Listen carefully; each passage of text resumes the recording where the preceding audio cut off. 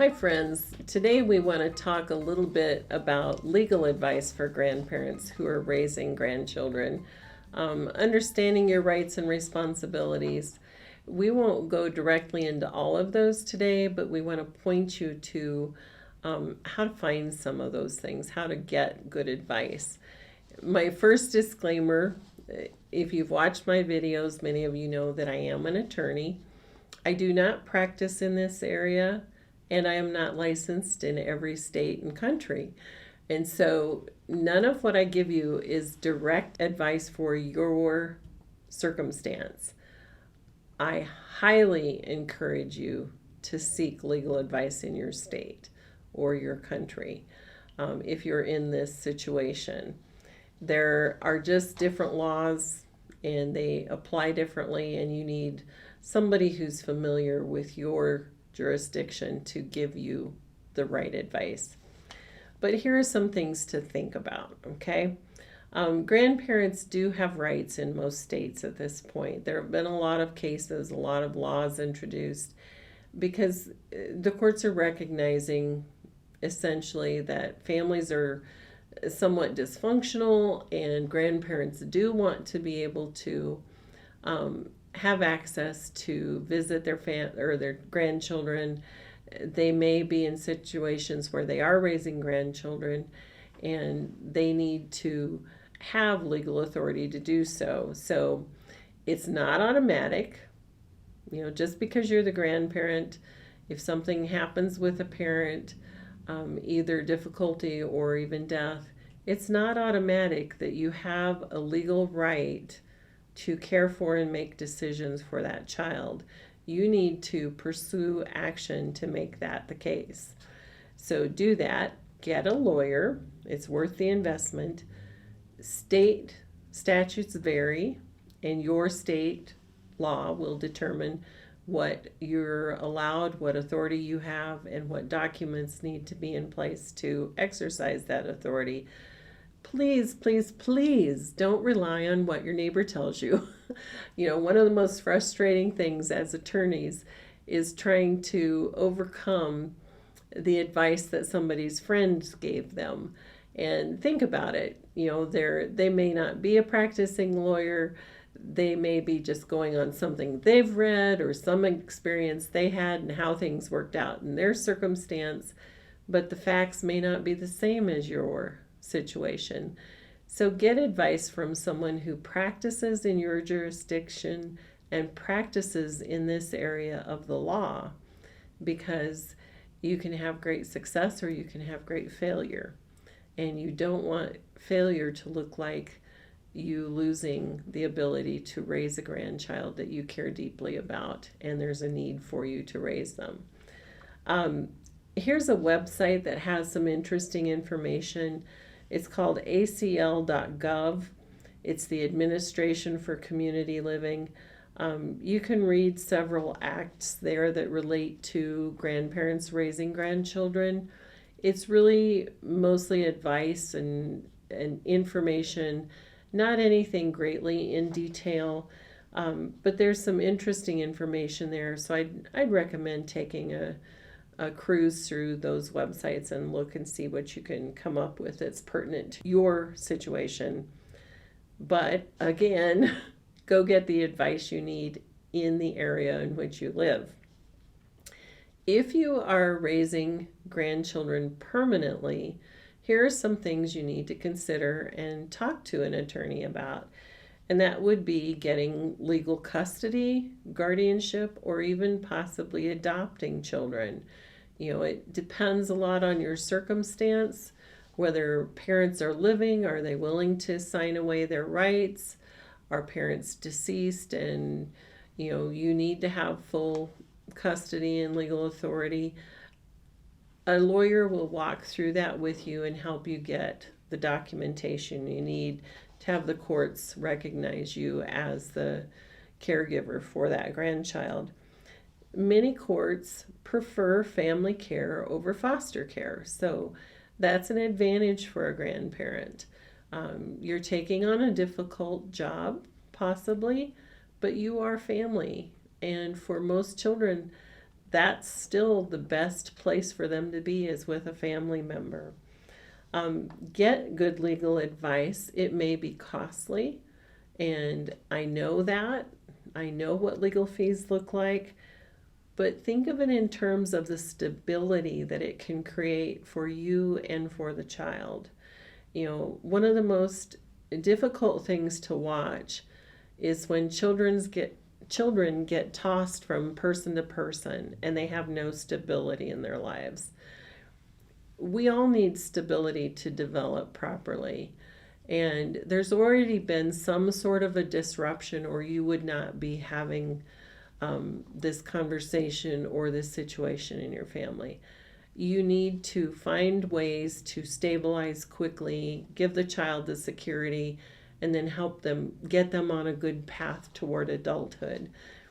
Legal advice, while costly, is a part of that, because again, you'll have the documentation you need to get them into schools, to make decisions, to get medical treatment, and you may stop a parent who's manipulating with a child.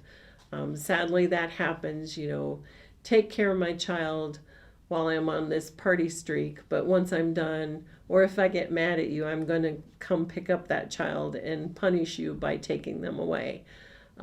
Sadly, those circumstances happen, and maybe you're able to legally stop that and give the child the security and stability that they need. It may be necessary, again, the proper legal action may be necessary so that you can handle schooling and medical decisions. Watch the news right now. Parents are having struggles in some school districts or in medical facilities where parents are being denied the right to have knowledge of or make decisions about their own children. Grandparents are a level away from that. So get your legal documentation in order so that you can pull those out if you have to and say, no, I am the one making decisions for this minor. One thing that people don't think about necessarily if they've not studied the law is why some of our laws are in place with regards to minors.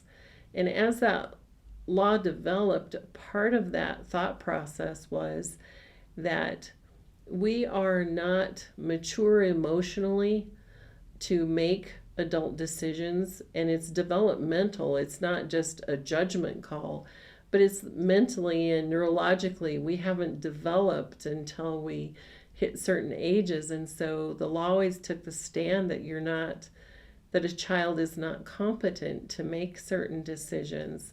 And so that's why parents or guardians have had that legal authority. Why do you sign for medical treatment? Why do you enroll the child in school? And the child doesn't take that responsibility. It's because we as a culture and society have decided, that there's a point at which young people are mentally developed enough to make adult decisions, sign contracts, do things that a 10-year-old or a 5-year-old can't do. And so get those things in place so you can protect your rights as the guardian, protect the child, and intervene when necessary, or just simply get treatment. I've encountered situations where friends are in hospitals and having troubles with treatment. And sometimes you need the legal documentation, whether you're a child or an adult. Here's something else I want you to think about the law.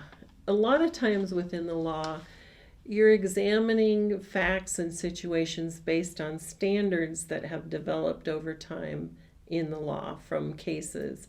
And here's some terminology you've heard in movies, I know it, but things like proof beyond a reasonable doubt, or the preponderance of the evidence, clear and convincing evidence.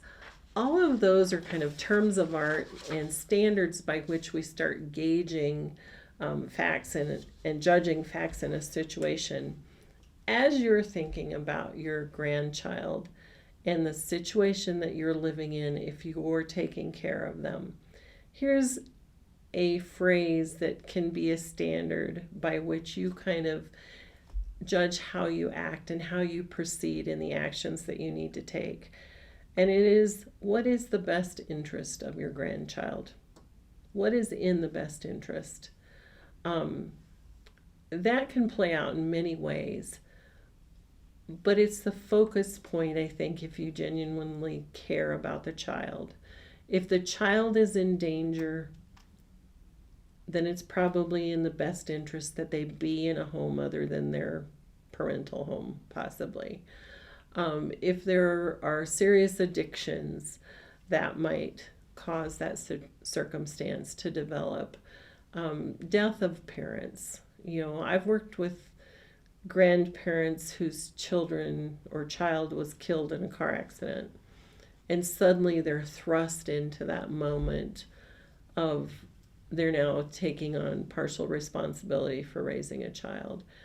What now is in the best interest of that child given that trauma? Start thinking about that child's life in those terms particularly instead of how it affects the adults around them. As I said before, don't use children as pawns in games. You see that in divorce a lot, and it's very sad. It's unhealthy for the adults, and it's unhealthy for the children. Don't be the grandparent that goes down those roads, please. Be the grandparent instead that evaluates decisions, and particularly legal decisions, by thinking carefully, honestly, and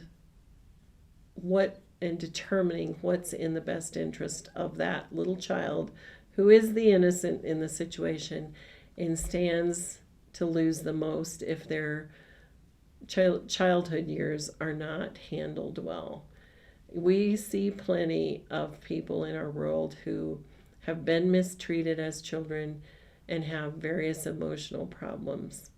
Let's be a part of helping solve those problems instead of creating more for yet more generations. Part of how you will determine what's in the best interest of your grandchild is, first of all, to ask yourself a lot of questions.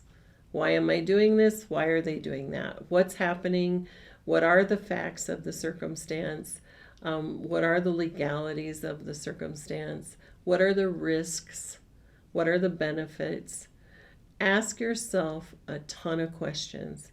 If the child is old enough, ask them some questions. Don't ask questions to manipulate, but ask questions to discover how they feel. Maybe get a counselor involved in asking them some questions about how they feel about the circumstances they're in. Ask the parents if it's reasonable to have a conversation with parents. We have seen parents willingly sign over rights when they don't feel that they're able to raise their child. God bless them for being willing. Don't judge the behavior that's causing that if you can help it, but bless them for being willing to turn their child over to someone who can raise them in a healthy, safe, positive environment. And ask your lawyer lots of questions. Again, it's an investment in that grandchild's future to have good legal advice. Think about these things, and again, if you're in this circumstance, please jump in the comments and give your fellow grandparents any good guidance that you might have. Take care and be grand, my friends.